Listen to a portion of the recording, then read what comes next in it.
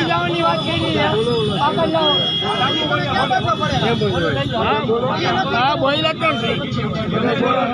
આના હિસાબે મેં ધંધો બંધ કરી મારી આખી વ્યક્તિ મ્યુનિસિપાલિટીના હિસાબે હા મેં ધંધો આખો બંધ કરી દીધો 2 વર્ષથી ધંધો બંધ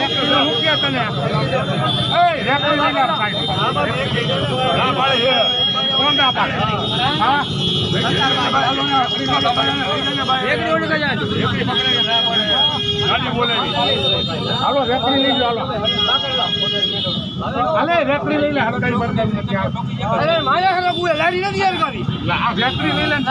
હું મારે જ હરકી જાઉં હવે તેનામાંથી હું બધે કંટાળી ગયો પછી